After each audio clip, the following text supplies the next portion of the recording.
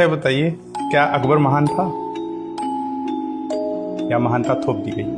Sir Akbar महान थे। कैसे? बिल्कुल परास्त हुए हेमू को मार कर वो गाजी की उपाधि ले रहा है। चित्तौड़ को जीतने के बाद वो 30,000 राजपूतों के सिरों की मीनार खड़ी कर दे रहा है। उसके हरम में 3,000 से भी ज़्यादा महिलाएं हैं और उसमें से सबसे कम उम्र की जो उसकी पत्नी है 14 से 15 साल की है ना। और भी बहुत सारी चीज़ें हैं। तो महान कैसे हो? महानता थोप तो नहीं दी गई है।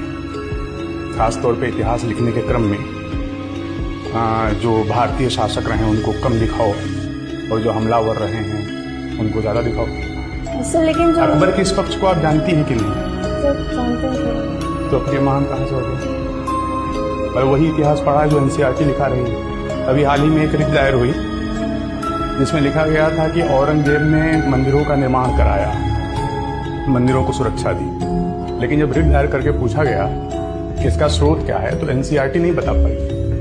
तो इसका मतलब है कि आज़ादी के बाद एक प्रायोजित इतिहास लिखा गया है जिसमें खासतौर पर मुस्लिम शासकों को उभारा गया है। पूर्व मध्यकाल छोटा कर दिया गया है और मध्यकाल को बढ़ाया गया है जानबूझकर, और पूर्व मध्यकाल को अंधकार युग भी कहने की कोशिश की गई है कई बार। कहाँ तक उचित है सर? क्योंकि इतिहास लेखन में ये तो कहा जाता है कि जो इतिहास लिखने की प्रक्रिया है वो निष्पक्ष नहीं है।